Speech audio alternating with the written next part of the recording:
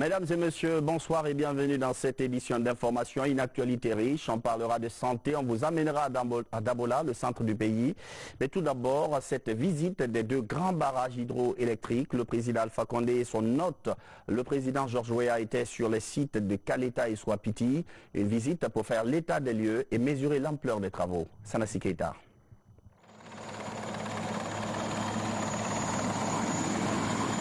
Après avoir visité le port autonome de Conakry et la Blue Zone de Kaloum ce jeudi 11 juillet 2019, les présidents de la République de Guinée et du Libéria entament la deuxième étape de leur visite.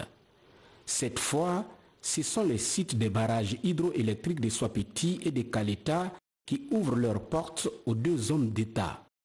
Swapiti est la première infrastructure énergétique à être visitée par les présidents Professeur Alpha Condé et Georges Weah.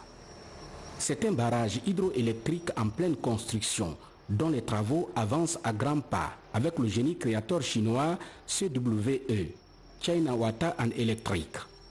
À travers une vidéoprojection, les responsables en charge de la réalisation de cet aménagement hydroélectrique ont mis l'occasion à profit pour présenter à ces deux hommes d'État, entourés de leurs délégations respectives, l'historique ainsi que les caractéristiques de ce méga projet situé sur le fleuve Concouré. L'honneur est ainsi revenu au professeur Alpha Condé et à son hôte de marque de faire le tour de toutes les installations de cet ouvrage hydroélectrique d'une capacité de 450 MW pour toucher du doigt l'état d'avancement des travaux. Des travaux exécutés aujourd'hui à plus de 80% avec ces techniciens qui s'activent 24 heures sur 24 pour respecter le délai contractuel prévu pour 2020.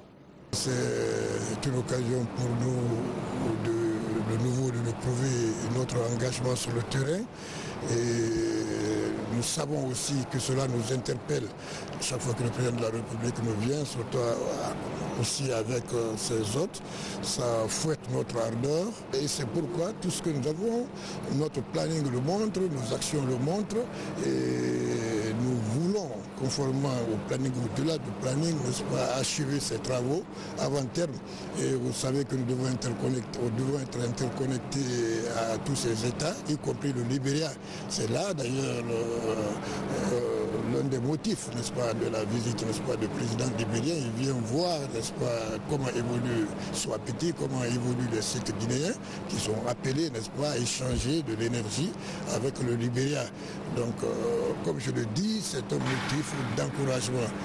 Et s'il plaît à Dieu, tout est là pour nous dire que les travaux seront achevés avant terme. À 6 km de Swapiti se trouve également cet autre barrage hydroélectrique, Kaleta, une infrastructure énergétique d'une capacité de 240 MW qui ouvre ses portes au président Alpha Condé et Georges Weah. Là également, les techniciens ont mis cette visite à profit pour expliquer clairement au professeur Alpha Condé et à son hôte tout le mode de fonctionnement de ce barrage hydroélectrique. Ces 72 heures de visite de travail et d'amitié du président Georges Weah à Conakry permettront sans nul doute de sceller entre la Guinée et le Libéria un lien fort de coopération dans le domaine de l'énergie, domaine dans lequel travaillent ardemment les pays de la Mano River Union pour la réalisation des projets d'interconnexion des réseaux électriques de la CLSG, Côte d'Ivoire, Libéria, Sierra Leone, Guinée. Et puis ce dîner offert au président libérien qui boucle une visite de 2 jours en Guinée, professeur Alpha Condé et son hôte Georges Weah ont eu l'occasion d'aborder plusieurs questions pour renforcer l'axe Conakry-Monrovia. Retour sur les grands moments de ce dîner d'État avec Ibrahima Keita. C'est aux environs de 19 h que le cortège du président libérien s'est immobilisé au palais Séroutoria et le professeur Alpha Condé était là. Les deux chefs d'État ont eu un tête-à-tête élargi aux membres des deux délégations. Professeur Alpha Condé et son hôte ont ainsi voulu partager avec les ministres et autres experts leur volonté de renforcer les liens d'amitié et de coopération entre Monrovia et Conakry. Au cours de cette rencontre, plusieurs aspects de cette coopération ont été discutés. Il s'agit entre autres du secteur de transport à travers le rétablissement d'un vol direct entre les deux capitales, la construction d'une route bitumée entre Conakry et Monrovia. Aussi, les deux délégations ont insisté sur la sécurité transfrontalière dans l'intérêt supérieur des populations. L'interconnexion électrique a été aussi évoquée. Juste après ce tête-à-tête élargi, cet autre s'est déroulé entre deux présidents. Professeur Alpha Condé et son hôte ont réaffirmé leur volonté de faire de cette coopération bilatérale un exemple dans la sous-région. Dès lors, les deux présidents se sont mis d'accord sur le développement d'un partenariat stratégique. Dans la salle des banquets, en plus des deux délégations, ils étaient là, diplomates, représentants d'institutions nationales et internationales et bien d'autres invités. Un banquet au cours duquel le président de la République, le professeur Alpha Condé, a élevé au rang de grand croix de l'ordre national du mérite de la République son hôte. Le président de la République, vu la Constitution, décrète, article 1er, est élevé à la dignité de grand croix de l'ordre national du mérite de la République de Guinée, son Excellence, Dr Mané Ouéya, président de la République du Libéria, pour sa contribution de qualité au renforcement des relations d'amitié et de coopération entre nos deux pays. Au nom du président de la République, grand maître des ordres nationaux et en vertu des pouvoirs qui nous sont conférés, nous vous élevons à la dignité de grand croix de l'ordre national du mérite de la République de Guinée.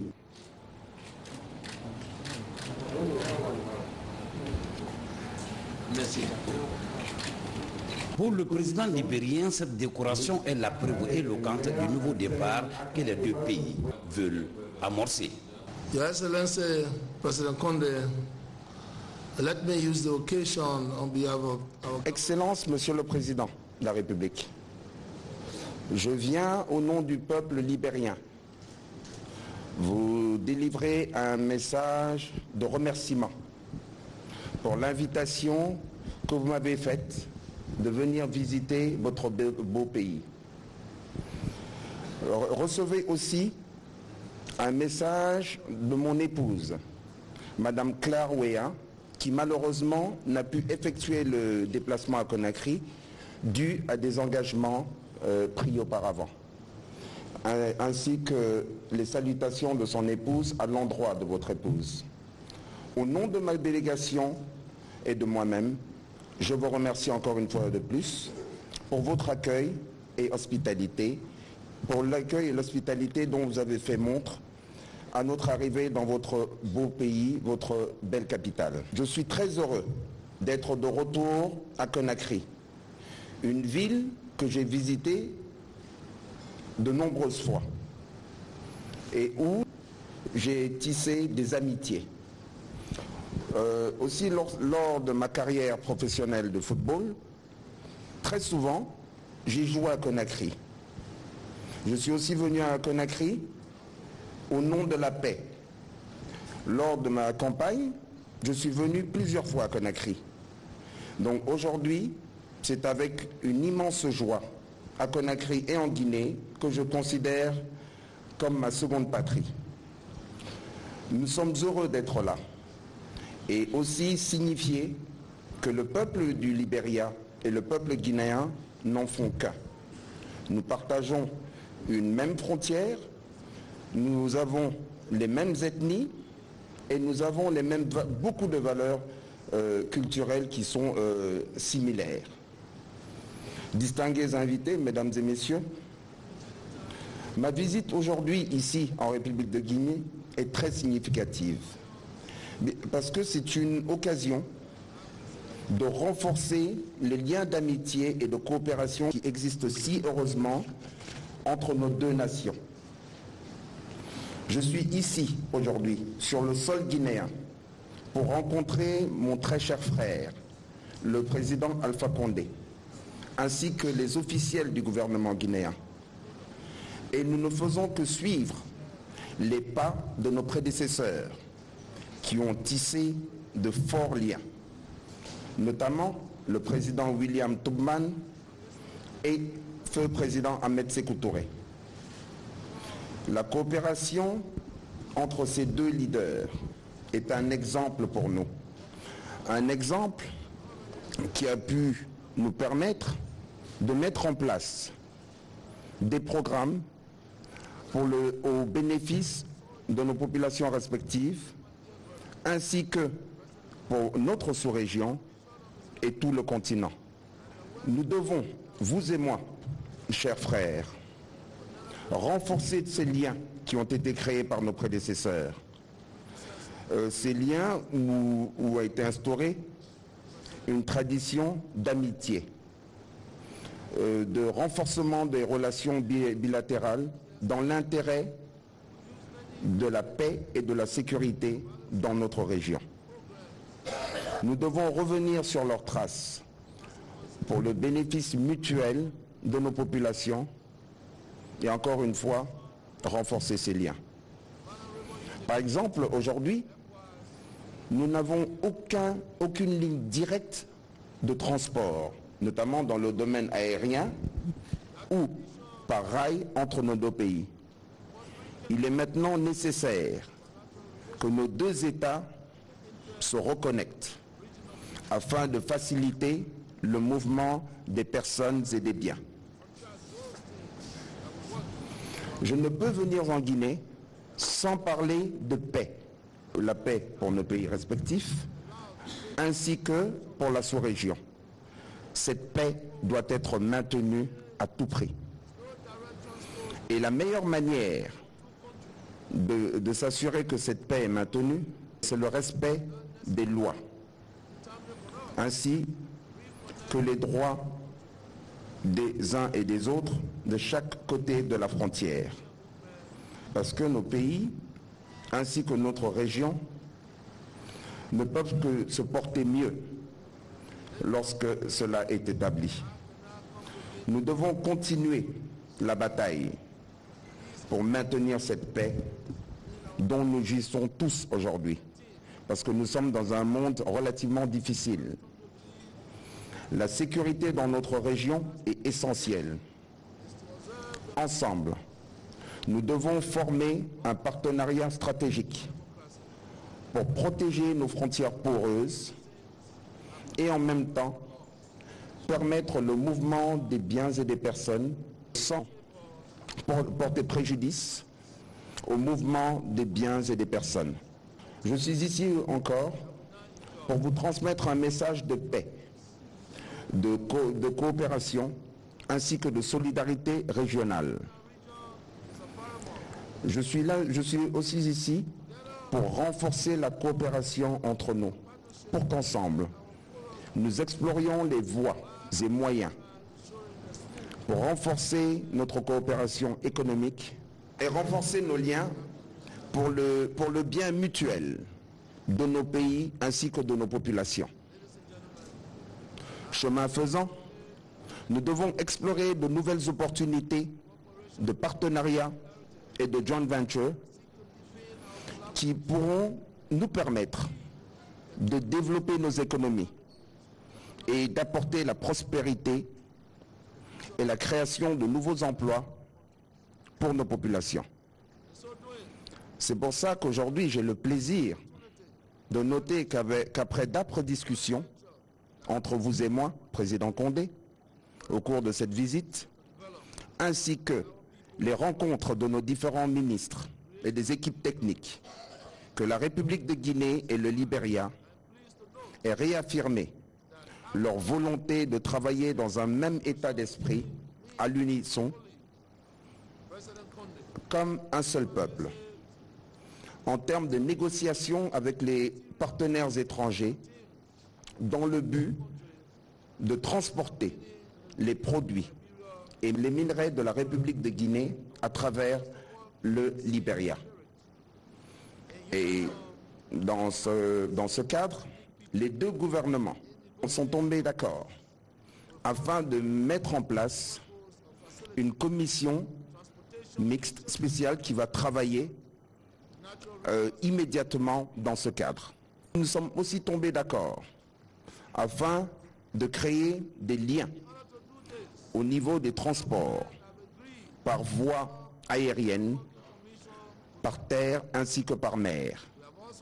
Mesdames et messieurs, pour terminer mon discours, laissez-moi vous dire que cette visite est un total succès de notre côté et nous donne beaucoup d'espoir que nous ouvrons un nouveau chapitre dans les relations entre nos deux nations. We open a productive new chapter in the relationship between our two countries going forward.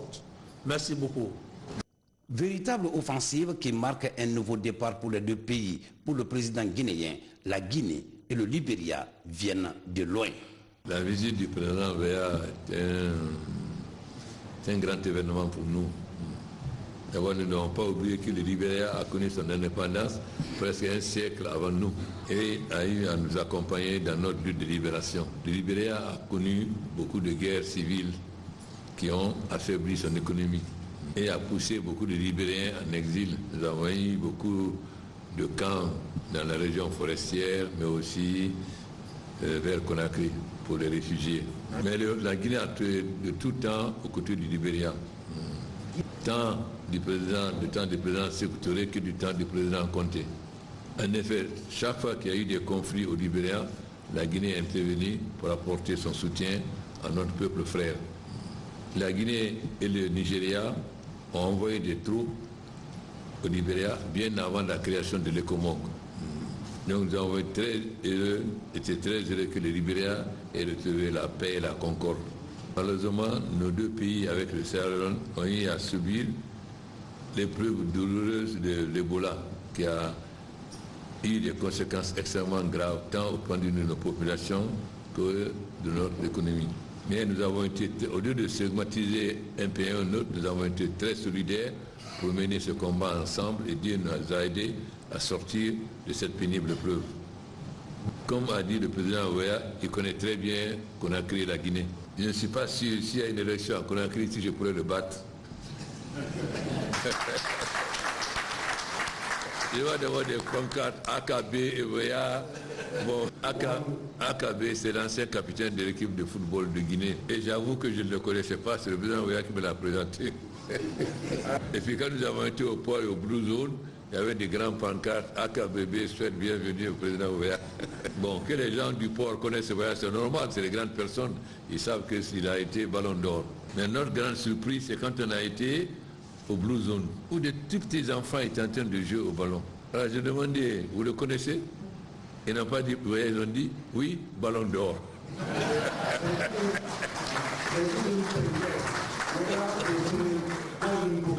Alors, on a dit, bon, donc parmi vous, il y a des futurs ballons d'or. Alors, qui est le futur ballon d'or? Cette vieux gamin qui s'est la veste. Ouais, m'a dit, président, tu sais, quand j'avais 11 ans, j'avais dit aussi que je serais un jour le futur Pelé. Donc, nous allons prendre le nom de ce petit-là pour qu'on s'assure qu'un jour aussi sera ballon d'or. C'est vrai qu'il y a beaucoup d'insuffisance dans notre coopération. Monrovia est à peine 1 heure de Conakry, mais pour aller à Monrovia, il faut d'abord aller à Abidjan pour aller à Monrovia. Donc nous avons décidé de mettre fin à ça très bientôt et d'avoir une compagnie qui puisse nous permettre de faire Conakry-Monrovia, Zéro-Monrovia, etc., sans passer par d'autres pays voisins. Nous avons décidé aussi de mettre nos efforts en commun pour avoir une autoroute au Conakry-Monrovia et de renforcer aussi notre coopération dans le domaine de l'énergie. Bien que le Libéria ne soit pas membre de l'EMVS, mais avec les lignes d'extension qui sont financées par la BAD, nous espérons pouvoir fournir du courant à une partie libérienne, particulièrement à Monrovia. Il y a beaucoup de Guinéens au Libéria et beaucoup de Libériens en Guinée. Lorsque je suis parti sur les îles avec le Premier ministre éthiopien de l'Estade, à ma grande surprise, il y avait à la fois des drapeaux guinéens, mais aussi des drapeaux libériens, parce qu'il y avait beaucoup de pêcheurs libériens sur les îles. Mais il a raison, la stabilité et la paix, aujourd'hui, notre grande préoccupation. Parce qu'après les différentes guerres civiles, il y a beaucoup d'armes en circulation. Non seulement nos frontières sont poreuses, mais en même temps, on retrouve des populations de deux côtés. Donc il y a un mois, nous avons reçu la délégation libérienne conduite par le ministre de la Défense et le chef d'état-major afin de nous mettre d'accord pour avoir des patrouilles communes au niveau de nos frontières afin d'assurer la sécurité entre les deux pays et d'éviter que des troubles partent d'un pays vers l'autre pays. Nous pouvons dire à tous nos amis présents que jamais la Guinée ne servira de terre de déstabilisation du Libéria et jamais le Libéria ne servira de terre de déstabilisation de la Guinée. Depuis la Première République, il y a un accord entre le Libéria et la Guinée pour faire passer le minerai de fer de Zogota et de Monemba par le Libéria. Quelques péripéties n'ont pas permis de le faire jusqu'à présent. Heureusement, dernièrement, nous avons relancé, puisque Iron, qui va faire Zogota, nous nous sommes rencontrés à Dakar lors de l'investiture du président Macky Sall pour finaliser les accords afin que le minerai de fer de Zogota passe par le Libéria et le Libéria a ensuite après à signer un MOU avec la société. Et nous sommes certains que d'ici peu de temps, le minerai de fer de Guinée passera par le port de Buchanan en utilisant le chemin de fer du Libéria. Et nous avons l'espoir que le minerai de fer de Nimba aussi suivra cette voie parce que Nimba est plus proche de Libéria. Donc le chemin de fer qui part de Zogota passera par Nimba pour entrer au Libéria. Donc, et le minerai de fer de Zogota et celui de Nimba pourront donc être évacués, ce qui va renforcer notre coopération économique. Nous avons les mêmes ethnies. Normalement, on devrait se comprendre facilement. Mais hélas, ils parlent anglais, nous on parle français. Ouéa est obligé de faire l'interprète pour ses ministres. Alors nous avons donc décidé de renforcer, envoyer nos jeunes apprendre l'anglais au Libéria et les jeunes libériens en Guinée pour apprendre le français. Si moi j'ai décoré Ouéa, je crains que le gouverneur qui est footballeur ne lui fasse une statue avec un ballon à Conakry. Parce que comme il a perdu en Égypte pour rattraper la jeunesse guinéenne, il va mettre le portrait de Ouéa. Donc nous allons essayer de continuer. Nous allons le président Ouéa est là jusqu'à samedi. Donc nous aurons le temps vraiment d'échanger, nos ministres d'échanger et de renforcer vraiment la coopération et de mettre nos expériences en commun. Mais nous allons demander très bientôt à AKB, comme c'est son collègue capitaine, d'organiser un match de football entre les anciens du Libéria et les anciens de Guinée. J'espère qu'ils sont encore en mesure de le faire. En tout cas, Ouéa est en mesure parce qu'il a fait la démonstration au Blue Zone en donnant quelques coups de ballon. Donc, Martin, il faut faire un peu demain avec AKB pour voir s'il est en mesure de le faire aussi. Comme lui-même il a dit, il est chez lui en Guinée et nos frères libériens seront toujours les bienvenus ici. Et nous sommes certains que nous allons continuer à renforcer nos relations afin que nos deux capitales soient bien proches. Et surtout renforcer la coopération parce que la région forestière qui a les mêmes populations que le Libéria, c'est des régions qui connaissent de troubles. Donc il est extrêmement important de renforcer les relations entre ces ethnies pour éviter de anciennes troubles. Parce que quand il y a eu la guerre, comme c'est les mêmes populations, donc nécessairement les populations de la région forestière étaient impliquées parce que c'est les mêmes populations des deux côtés. Donc nous souhaitons que cela soit remplacé par d'abord des routes qui fassent qu'il y ait une plus grande intégration non seulement entre les deux pays, mais entre les ethnies des deux côtés des frontières. Et puis, il y a beaucoup de complicité ici. Mais je préfère ne pas dire les noms. Encore, bon séjour en Guinée à Ouéa, à toute sa délégation. Aussi, nous avons un petit troublion que je vais présenter quand même. C'est Diabré, c'est le chef de l'opposition au Burkina. Mais il a eu la sagesse d'accepter quand même avec le président qu'à partir du 15 juillet, il y ait une réunion nationale afin que toutes les forces politiques et sociales du Burkina se donnent la main pour lutter contre le terrorisme. Parce qu'il y a le terrorisme, personne ne gagne, ni le gouvernement ni l'opposition.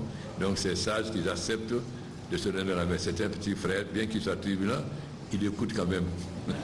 Donc j'ai bon espoir que bientôt l'ensemble du peuple du Burkina va se donner la main pour mettre fin au terrorisme et renforcer l'unité nationale afin de pouvoir développer le pays.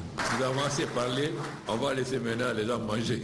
Ce dîner s'est déroulé dans une atmosphère détendue avec à la clé l'espoir d'un partenariat gagnant-gagnant au bénéfice des populations.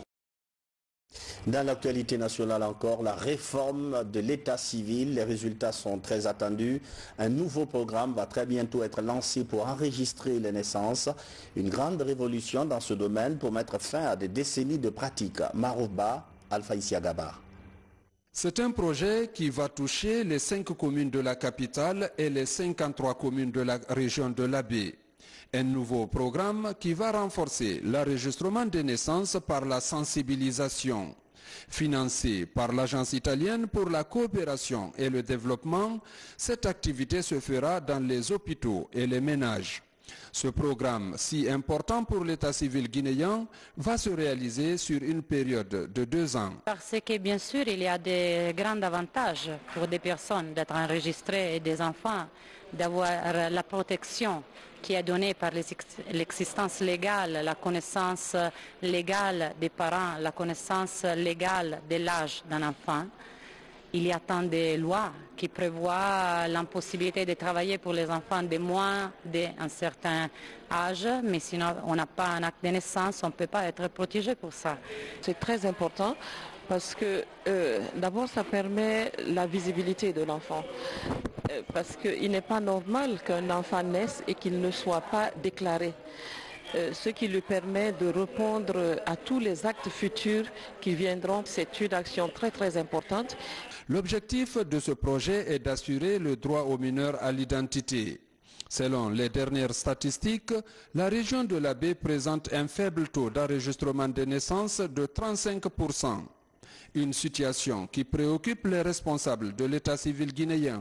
La dernière évaluation qui a été faite, la région de Conakry se trouve autour de 90%.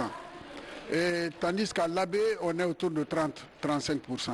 Ce qui fait un décalage important, d'où la raison de voir entre ces deux-là, de pouvoir dupliquer les avantages comparatifs entre la région de Zéro-Corée, de Conakry, et par rapport à l'Abbé, et puis même entrevoir la vulgarisation de ces actions vers l'intérieur du pays, vers les autres régions du pays. Au-delà de cette campagne de sensibilisation sur l'importance de l'enregistrement des naissances, le projet prévoit aussi la formation des acteurs de l'état civil dans ces 2 régions. Reportage rendu en studio par Seydou Diallo. Lutte contre l'excision. Des mesures concrètes sont annoncées à l'Abbé. Il s'agit de poursuites judiciaires contre des matrones réfractaires au changement. Dans cette région, beaucoup de jeunes filles continuent d'être victimes de la pratique. Sarabdine Diallo, Mamadou Alpha Baldé. Les chiffres sont interpellants. Plus de 90% des femmes et filles dont l'âge varie entre 15 et 49 ans sont touchées par les mutilations génitales féminines. À cela s'ajoutent de nombreuses violences basées sur le genre. Les VBG et MGF sont aujourd'hui un véritable fléau dans les communautés. Avec l'UNFPE, le gouvernement guinéen décide d'accélérer la lutte.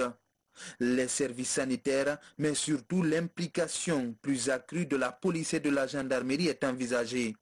L'une des principales difficultés des victimes reste leur prise en charge. Le résultat définitif que nous recherchons est que les capacités des acteurs soient renforcées afin qu'ils puissent mieux assurer la protection des femmes victimes de violences. Et si ces acteurs comprennent mieux, acquièrent beaucoup plus de connaissances pour savoir comment mieux travailler afin qu'ils puissent mieux protéger les droits des femmes, voilà le résultat final que nous attendons. À l'Abbé, ces 2 jours de débat portent aussi sur la vulgarisation des droits des femmes ou encore les procédures de prise en charge des victimes, souvent mal informées et désorientées dans leur quête de justice. Je suis donc convaincu qu'à partir des conseils qui ont été donnés ici, l'importance du thème qui a été débattu, que chacun prendra conscience et tiendra compte des conseils que nous avons donnés afin que beaucoup plus de cibles soient touchées par ces informations et les dispositions envisagées afin de mettre fin à cette violence. Face à la résistance des mutilations génitales féminines et des violences basées sur le genre, les stratégies de lutte aussi se renforcent. Avec ses partenaires, le ministère de l'Action sociale, de la promotion féminine et de l'enfance compte multiplier la sensibilisation en impliquant les populations locales. Désormais, des procédures judiciaires mieux suivies feront aussi partie de la brochette de mesures de dissuasion. La lutte contre le sida, de grandes performances sont enregistrées. Les laboratoires ont joué un rôle important. Ce matin, une réunion des acteurs concernés a permis de souligner les efforts du système de diagnostic dans les structures sanitaires. Moussa Bangora. Autour de cette table, des laborantins des différents hôpitaux du pays, des directeurs préfectoraux et régionaux de la santé, des chercheurs de l'Institut national de santé et les partenaires techniques et financiers. Ils restituent les résultats de l'évaluation externe de qualité dans les laboratoires VIH en Guinée. L'étude consiste à comparer la performance de plus de 300 sites de diagnostic du VIH à travers le pays.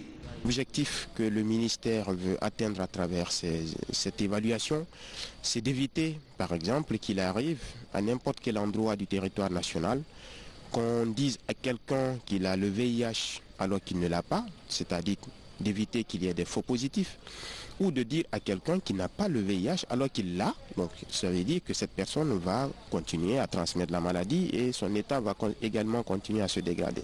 Au-delà du diagnostic qu'il fait, le laboratoire est un instrument efficace de suivi des personnes vivant avec le VIH-Sida. C'est le laboratoire qui doit faire la première activité de lutte contre le sida, c'est-à-dire le dépistage du VIH. Ça, c'est le rôle du laboratoire. Le second rôle du laboratoire intervient après le traitement antirétroviral sur la personne supposée être séropositive.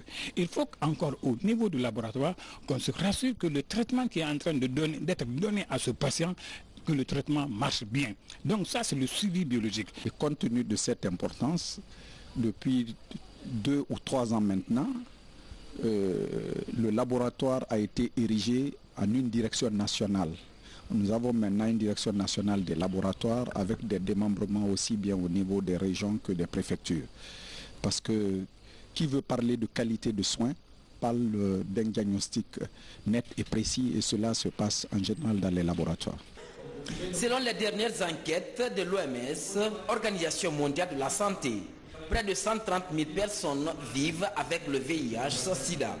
Limiter la propagation de cette maladie à travers des études biomédicales est l'objectif que se fixe l'autorité guinéenne de la santé à travers cette étude.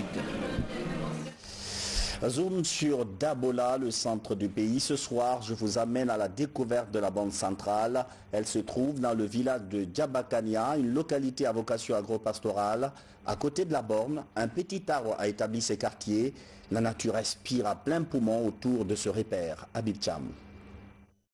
Symbole presque inaperçu d'une Guinée aux 4 régions naturelles, le centre géographique de la Guinée est l'hôte improvisé de la ministre de la Coopération et sa délégation. On passe tous à Dabola, on va et on vient, mais on ne s'arrête jamais pour savoir quel centre historique, politique et stratégique ce centre est. Vous l'avez vu, ici, c'est vraiment le point idéal. Et là où nous devrions bâtir quelque chose. Je viens d'apprendre que le président Conté s'asseyait là pour venir admirer l'arbre. Et on voulait profiter de l'occasion, puisque nous sommes là pour visiter les communes, s'arrêter ici et faire voir toute la Guinée. Cette fibre patriotique trouve son plus grand écho dans l'hymne national. De quoi rappeler la valeur historique d'un site longtemps négligé. Cette borne fait partie du patrimoine historique. C'est inimaginable que la borne 0 de la République de Guinée soit méconnue. Ce domaine doit faire partie des points que l'on fait visiter à la Guinée. Ce domaine doit être marqué sur les cartes Google, les cartes du monde entier, pour qu'on dise voilà le centre de la Guinée. C'est important pour nous, c'est important pour le reste de la planète. En quête d'une meilleure visibilité, le centre géographique de la Guinée n'est pas certes condamné dans son état actuel. Tel est l'espoir de ces visiteurs dont la voix compte au sommet de l'État. Nombreux sont les visiteurs qui continue d'immortaliser le centre géographique de la Guinée. Un grand potentiel touristique qui sommeille à Yabakania dans la préfecture de Dabola. Et c'est la fin de cette édition d'information. Merci à tous de l'avoir suivi. Je vous retrouve demain pour un autre journal. Bonsoir et à demain.